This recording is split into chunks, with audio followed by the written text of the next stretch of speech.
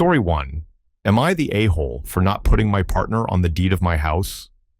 I've been with my partner for 19 years. We have 2 kids together. We're unmarried. Our journey has been a complex tapestry of shared experiences, both joyful and challenging, woven together by time and circumstance. My childhood was a harrowing odyssey of instability. Foreclosures and evictions were familiar specters, haunting our family's footsteps as we moved from one precarious situation to another.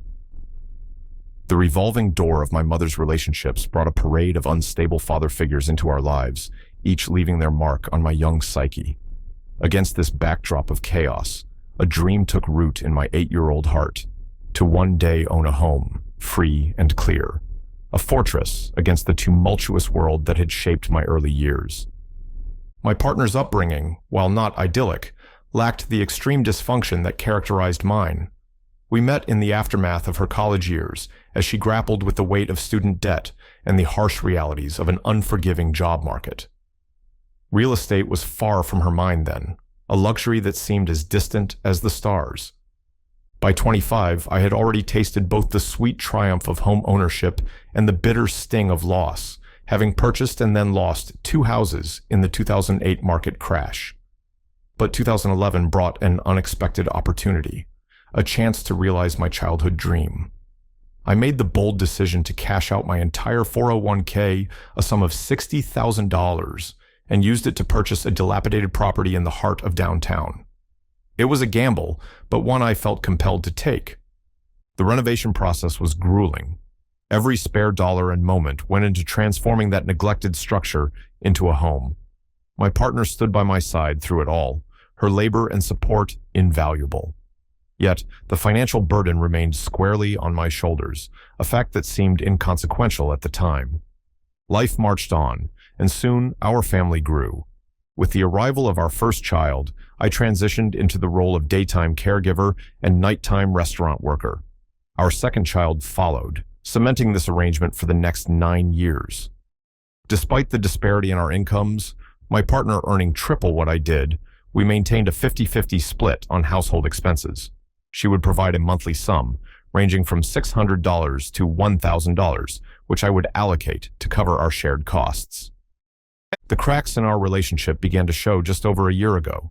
My partner expressed a deep-seated dissatisfaction, leading to a partial separation. She moved into a rental property owned by a friend, yet our lives remained intertwined. We continued to share family time and occasionally spent nights together, clinging to the familiar patterns of our long-standing relationship. The past 6 months have been dedicated to therapy, uncovering layers of resentment and unspoken grievances.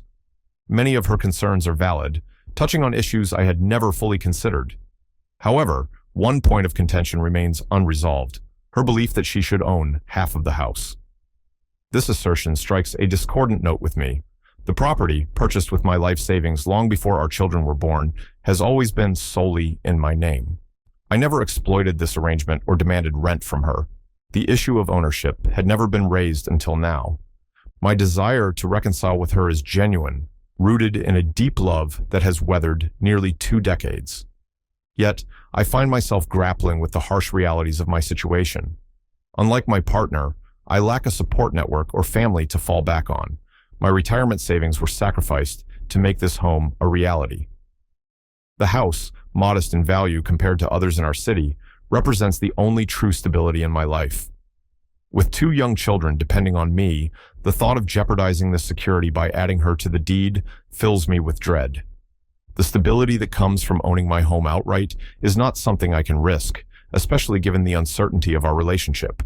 It's a difficult position, balancing the desire to mend our partnership against the need to protect the only constant in my tumultuous life. Am I the a-hole or not? Comment 1. Not the a-hole, especially if you are in a rocky situation. If she wants to own a home together, rent this one out and buy one together. But do not add her to the deed unless she's willing to take out a mortgage for half the value of the house and give that money to you. I know you love her and I get that, but this is about your financial security and future. I hope it works out for you. Be well. Comment 2. Yes, the a-hole. You could put her name on the deed, but I would expect she would also give you half her retirement and savings accounts as a reciprocal gesture of good faith. Likely, she won't want to do that. She had free rent the whole time she has been living with you. I don't see how it's justified to put her on the deed, essentially handing her half your life savings if she's not going to do the same for you. Actually, the fact that she wants you to give her half your life savings in the form of your home equity via putting her name on the deed and hasn't mentioned doing the same for you with her own savings is a red flag in my view. Story 2. Am I the a-hole for refusing to share my inheritance with my siblings even though they're struggling? So here's some context. I, 28F, am the youngest of 3 siblings. My parents recently passed away unexpectedly and left behind a will. The crisp autumn air carried a somber mood as we gathered in the lawyer's office, the weight of our loss still fresh and raw. As the will was read, an uncomfortable silence fell over the room. My parents had left me, their youngest child, the majority of their estate, including their cherished family home and a substantial amount of savings. My older siblings, Sarah, 34F, and Michael, 32M, were left with considerably less, though still a fair sum by most standards. The lawyer, a stern-faced man with kind eyes, explained the reasoning behind our parents' decision. Throughout the years, I had been the one consistently by their side, managing the house, helping with finances, and providing emotional support. In contrast, Sarah and Michael had been largely absent, their lives a chaotic whirlwind of job losses and financial struggles. My parents believed I would use the inheritance responsibly, while harboring doubts about my siblings' ability to do the same. As we left the office, the tension was palpable. Sarah's lips were pressed into a thin line, while Michael's eyes darted about, refusing to meet mine. The drive home was silent, each of us lost in our own thoughts and emotions. Days turned into weeks, and the initial shock of our parents' decision began to give way to a new set of challenges. Both Sarah and Michael found themselves in dire financial straits. Sarah, her voice trembling, called me one evening to confess she was facing eviction from her apartment. Michael, always more confrontational, showed up at my doorstep, waving medical bills he couldn't hope to pay. Their pleas for help were tinged with accusation. "You have so much now," Sarah said, her words a mix of desperation and resentment.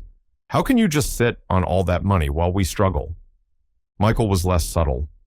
"You've always been Mom and Dad's favorite," he spat. "The least you could do is share some of that inheritance. It's not fair that you get everything."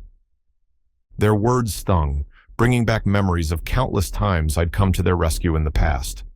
I remembered the overtime shifts I'd worked to help Sarah cover her rent, the savings I'd dipped into to bail Michael out of credit card debt. Each time, I'd told myself it would be the last, only to find myself in the same position months later. As I listened to their pleas, a familiar sense of guilt began to creep in. But alongside it, a new feeling emerged: frustration. I thought of the years I'd spent caring for our parents, the sacrifices I'd made in my own life to be there for them. I thought of my own dreams and aspirations, put on hold time and time again to support my family. The situation escalated when Sarah and Michael began involving our extended family. Aunts, uncles, and cousins started calling, their voices a mix of concern and judgment. "Family should help family," they'd say, the implication clear in their tone. Some were more direct, accusing me of being greedy and heartless. As the pressure mounted, I found myself retreating into the quiet of our family home. Running my hand along the familiar walls, I could almost hear my parents' voices. They had made their decision for a reason, trusting me to use this inheritance wisely. Was it right to go against their wishes? Moreover, I couldn't shake the feeling that continuously bailing out my siblings would only perpetuate their cycle of irresponsibility. They needed to learn to stand on their own feet, to face the consequences of their actions and choices. Yet, as I looked at the family photos lining the mantelpiece, memories of happier times flooded back. We were family, after all. The thought of Sarah homeless, or Michael drowning in medical debt was almost unbearable. Torn between my sense of duty to my parents' wishes, my own financial security, and the desperate pleas of my siblings, I found myself at a crossroads. The weight of the decision pressed down on me, leaving me sleepless and conflicted. Am I the a-hole or not? Comment 1. Not the a-hole. You're following your parents' wishes. If they wanted your siblings to have the money, they would have given it to them. If your extended family is so concerned about it, then they can help your siblings out. And you know they won't, because it's easier to give away someone else's money than their own. Comment 2. If your primary reason is respecting my parents' wishes, yes, the a-hole. Your parents' wishes have been followed, the estate has been divided, end of story. The money is now yours, and it's up to you what to do with it. The wishes nonsense is just an excuse, something you're saying so you don't have to take the blame for not helping your siblings. It's time to be an adult. If you think the money would be wasted, explain that to them. If they've wasted all the previous money you've given them, and the inheritance they received, explain that to them. If you would rather have the money than a good reputation in your extended family, then tell them that. Make a decision and take responsibility for what you choose. Story 3. Am I the a-hole for getting drunk and cheating on my husband after 6 years? Hi. So, me and my husband have been married for 6 years, 2 years after dating. I made a mistake last Friday and I need some help. The weight of my actions hangs heavy in the air of our once cozy apartment.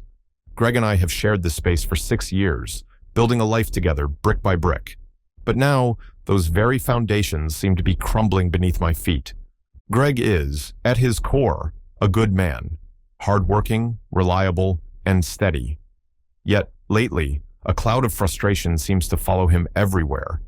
That fateful Friday morning, he was in one of his moods, lamenting about his grueling work schedule and how it left him no time to decompress at home. I attempted to reassure him, my words falling on deaf ears as he continued his tirade, eventually shifting to complaints about our financial situation. As the day wore on, I found myself looking forward to a night out with my friends. We were celebrating Sarah's upcoming wedding, determined to give her one last hurrah before she tied the knot. Greg had encouraged me to go, recognizing my need for some time to myself. The bar was alive with energy, laughter, and the clink of glasses.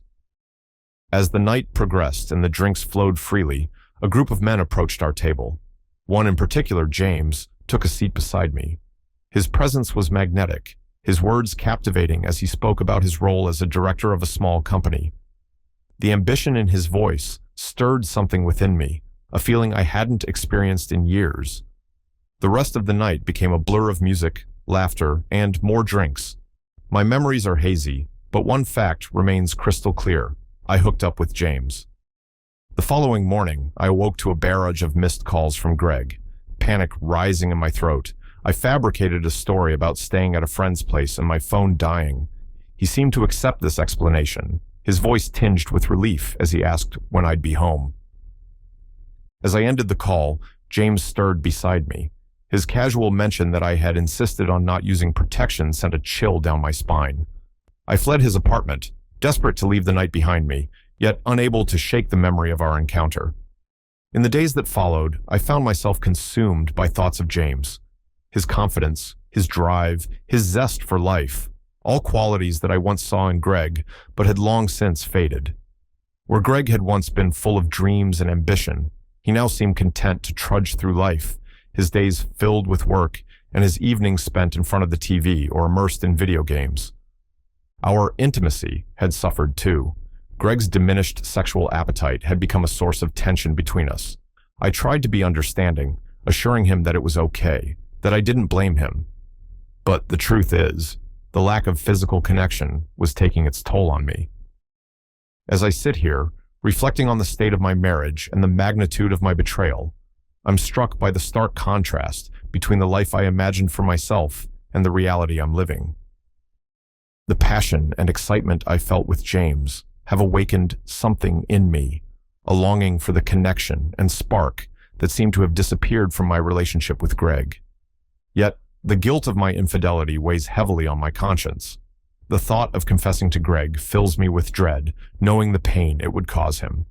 At the same time, the idea of carrying the secret feels unbearable. I find myself at a crossroads, torn between the comfort and stability of my marriage to Greg and the allure of the passion I experienced with James. The questions swirling in my mind seem endless. Can I recommit to my marriage and rediscover the love and connection Greg and I once shared? Or has my indiscretion revealed irreparable cracks in our relationship? Am I the a-hole or not? Comment 1. Yes, the a-hole.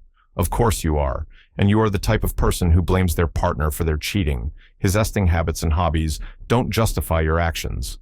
What's worse, playing video games or cheating on your spouse. You claim you were taken advantage of, yet you also say you fell in love with some rando. And where were your friends? You want to save your marriage? Don't blame your husband for working and stop cheating. Comment 2. Shitpost. Of course you're the asshole. You cheated on your husband. Did you really think that there's any way that you're not the asshole in this situation? Asshole in this situation. Asshole in this situation.